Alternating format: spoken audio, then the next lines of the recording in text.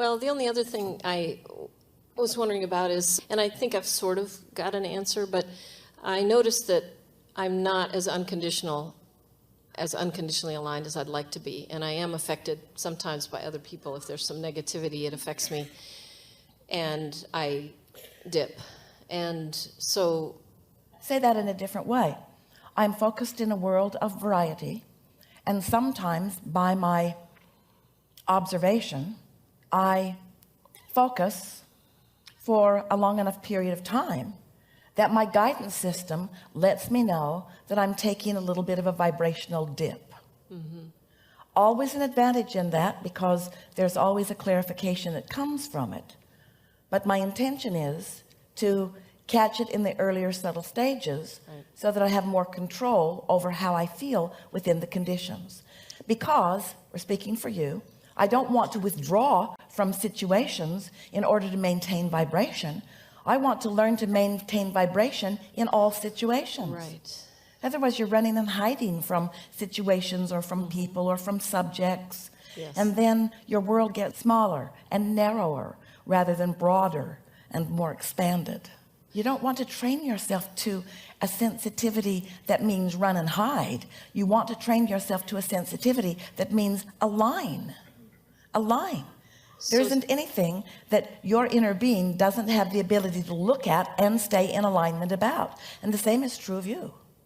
And so the way I'm going to do that is something's going to be said that affects me, and I'm going to find something that about the same subject. Well, maybe, but works. by then there's enough momentum that has taken place that it's unlikely that you're going to do anything about solving it in the moment. You're probably just going to take a vibrational hit on it. In other words, you're going to feel the emotion, and whatever is underway will undoubtedly continue to be underway. But the good news is, and your first subject of conversation with us here today is solving that. The good news is you slumber often enough that there is no momentum that ever needs to get going in a strong enough fashion that it ever needs to be much of a hindrance to you. But what happens to most, because they don't take that slumber as a clarification moment, they don't see it as a clearing of energy. Instead, they wake up and they pick up on those subjects right where they left off on them. We want to say this in a way that is absolutely accurate with the laws of the universe as we know the laws to be. You renew the momentum. The subject is forever yours. Whether it's active or not has to do with what you focus upon. But what you do with unwanted subjects is that you renew the momentum of them. Because while you slept, the momentum subsided. But when you readdress them, the momentum picks up again. So really, when we're talking about controlling your vibrational alignment and being happy in this world of variety, aren't we talking about how well you understand momentum and what you do about it? What you do about the momentum. What do you do about negative momentum? What do you do when you have a negative emotion, which means there's negative momentum, which means the engines have been added to the unwanted end of the train and you're beginning to move in that direction? What do you do about unwanted momentum? Simple question. Do you encourage it or do you discourage it? Do you increase it or do you decrease it? Do you continue to give it your attention or do you take your attention from it? So when you first get up in the morning, there's not any attention that has been on anything. Now, the first attention you give to something is going to give you a subtle awareness of what you're doing with your momentum and which direction your momentum is going. Is it in the direction of your desire or against your desire? Is it allowing or is it resisting? So if you have been meditating frequently, if you've been basking often, if you've been in a state of appreciation often, then you're going to become aware of negative momentum in early subtle stages. And when you deal with it in early subtle stages, it turns out to be nothing. But if you don't deal with it in early subtle stages, then it becomes more, then it becomes more, then it becomes more on your mind, then it becomes more conversation, and then. Yes? And the dealing with it is the question. The dealing would be changing the focus, changing the thought. The dealing with it is always softening the resistance about it, which is the same thing as saying, look at whatever the subject is, and in an attempt to see it the way source sees it, because the fact that you feel negative emotion means you're seeing it slightly different. And the more momentum that is gathered, then the greater the difference in the way source is seeing it. Because when you get rolling and flowing and blowing on something unwanted, you distance yourself vibrationally from source. You can't tune into source and that at the same time. Yes? Yes. So you want to talk through something? You want to make it more than a theoretical observation of someone who never feels negative emotion? No, it's just in conversation. Somebody will say something that's a little negative, and I feel it, and I push against it instead of changing my own. First of all, let's talk about I'm not that. conditional. Let's talk about that, because when you feel like you want to push against it, it means you don't want the momentum to get going. Yes. It I want to means stop it right now, but I'm pushing. it's all right. It's natural. So we have some words we're going to throw to you, and you let us know which ones feel stronger, which ones feel more negative, which ones feel less negative, since we are talking about resistance. When someone introduces something into the conversation, is what you are meaning by this that it feels personal to you, like it could negatively affect you right away? Does it hurt you when you hear it? Is it a sore spot with you? Is it something that is offensive to you? We're throwing a lot of questions at you all at once because we want to stir some. Is it something that you've asked them not ever to say and now they're saying it? Are you afraid of it? Are you afraid the momentum will sweep over and take you over? Do you feel guarded and fearful? Yeah, I guess I don't feel solid enough in my unconditionalness that any little negative thing is going to wobble me, and so that's why I'm trying to push it away. But the thing about that is, and the reason that we talk so excitedly about step 5 is because we want you first and foremost to embrace the understanding of the concept and reality of never-ending contrast in your physical human experience. Because if you're trying to push it all away, then you're just piling resistance on resistance. Why not say, hey, it's what it is.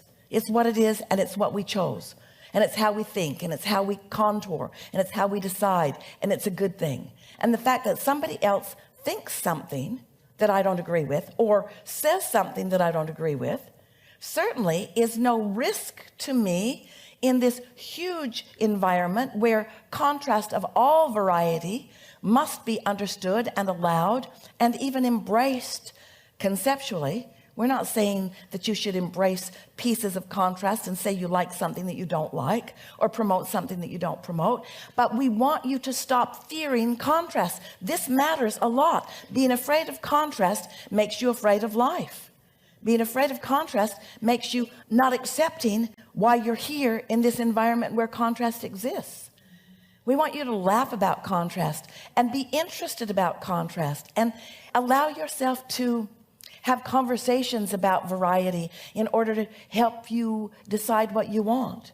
Esther and friends were having lunch in several cities. And in the last city, there was a very interesting man who was their escort around the city. He was leading them from place to place. And he opened some conversations that Esther found really fascinating. She really wanted to go further with him, but they were somewhat of a very general political nature. He was talking about things around the world, not pinpointing anything, but Esther felt like he was taking their political temperature just a little bit.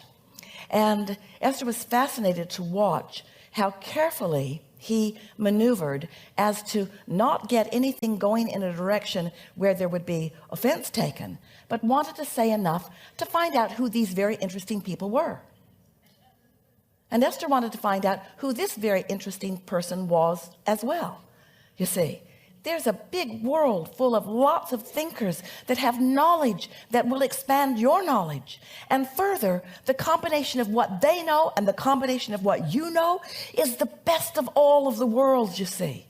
So when you acknowledge that what others think and what they believe and even what they do is not a threat to you, not whatsoever, because you're able to know by the way you feel whether it poses a threat to your vibrational stability or not. And that really is the way you are entertaining this conversation. In other words, you talk about how it makes you wobble a little bit and you don't want it to be a threat to your own stability. We just want you to know it cannot be. Certainly not at this stage of your vibrational, conscious, deliberate evolution. So why not just enjoy differences? You see, if you're not somebody who is running around trying to change minds, but instead you're someone who's looking for opportunity to blend your mind in a more interesting, more expansive, more valuable way, then you could find value, not just interest, but value in every conversation with every single person on every single subject, because no one can think for you. And when you let them speak for themselves, that's not a threat to you. That's a gift to you, because it helps you decide and define who you are and what you prefer. Just like looking through beautiful shops or through beautiful gardens or through beautiful buildings. Oh, the stimulation has been magnificent on this voyage, hasn't it? Of course, they were all beautiful. Oh, say again?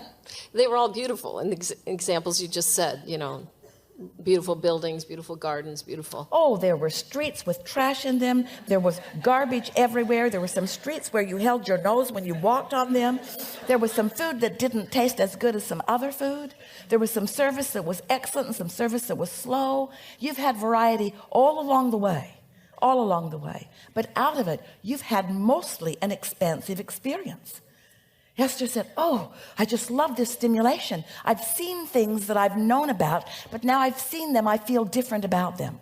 I just want to settle in here and just feel in fullness the beauty and the perfection of this moment and this moment and this moment. I can feel my expansion. I can feel my expansion. That's the way we want you to feel as you're participating with differences of all kinds. Feel your expansion and don't be afraid. Yeah. Thanks. Enough? Yeah.